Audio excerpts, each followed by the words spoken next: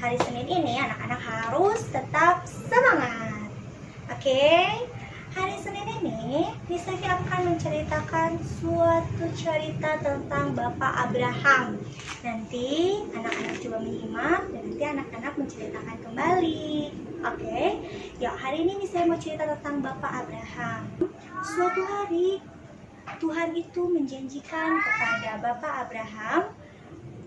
Abraham akan mempunyai banyak sekali anak.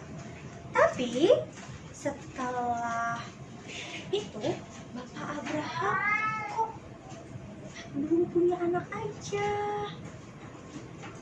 Dan Bapak Abraham ingat, tapi Bapak Abraham selalu percaya kepada Tuhan bahwa Tuhan akan menepati janjinya kepada Abraham. Nah, saat Abraham berumur 100 tahun dan istrinya Sarah berumur 90 tahun, akhirnya Tuhan mengabulkan doa atau menepati janjinya. Apa itu? Akhirnya Sarah mengandung, Sarah hamil. Akhirnya setelah mengandung 9 bulan, Sarah dengan sabar menanti anaknya. Setelah 9 bulan, anaknya lahir. Sarah dan Abraham sangat senang sekali. Dia mendapatkan anak laki-laki. Anak laki-laki itu diberi nama Ishak.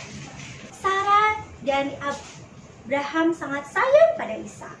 Mereka merawat dengan penuh kasih sayang dan Ishak pun tumbuh menjadi anak yang sangat baik.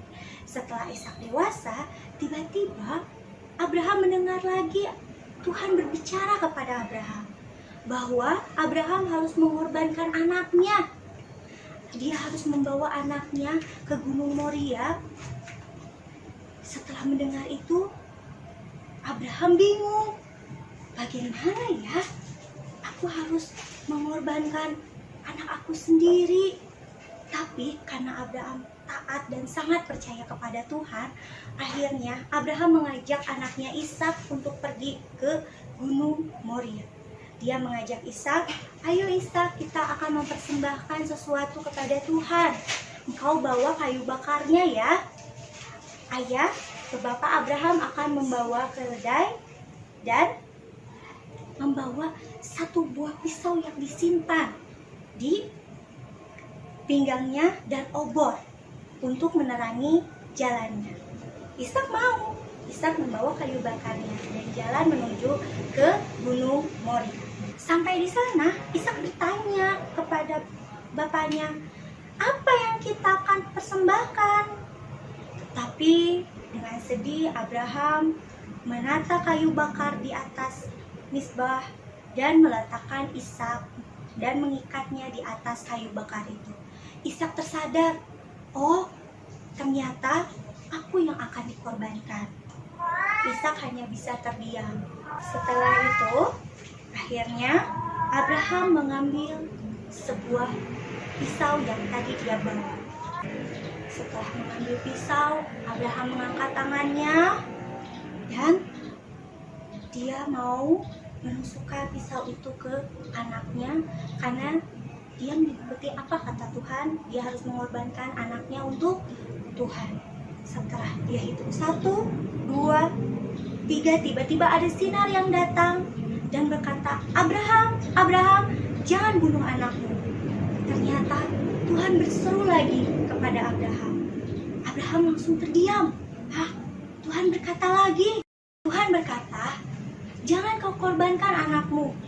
Aku hanya ingin mengetahui apakah kau mengikuti keinginanku, apakah kau taat kepadaku. Ternyata kau sangat taat kepadaku. Jadi jangan kau bunuh anakmu. Nah, di sana, di semak-semak ada seekor domba yang sedang terjerat tanduknya. Kau ambillah dan kau persembahkannya kepadaku. Jadi bukan anakmu. Mendengar Tuhan berkata seperti itu bahwa dia tidak jadi untuk mengorbankan anaknya, Abraham sangat senang. Dia tertawa dan dia tersenyum mengucapkan terima kasih kepada Tuhan. Akhirnya dia membuka tali Ishak dan melepaskan Ishak.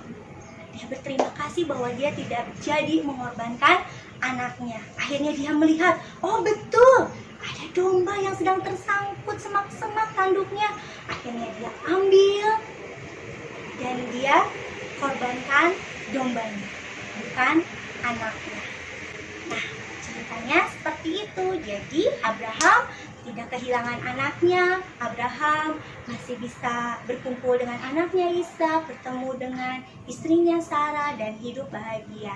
Nah, anak-anak, pesan dari cerita ini, percayalah kepada Tuhan, karena Tuhan itu amat sangat sayang pada kita. Dan seperti Abraham sangat taat kepada Tuhan, menjalankan apa perintahnya, dan tidak melakukan apa yang dilarang oleh Tuhan. Maka Tuhan akan sayang kepada kita. Gitu anak-anak.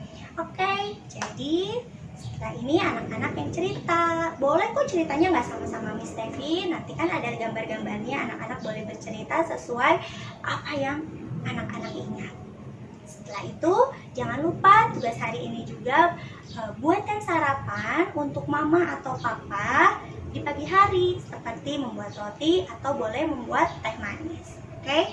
Kali-kali selama ini mama yang menyiapkan, sekarang kita yang menyiapkan sarapan untuk mama atau untuk papa. Oke anak-anak, bisa ya? Dadah, salam sehat selalu.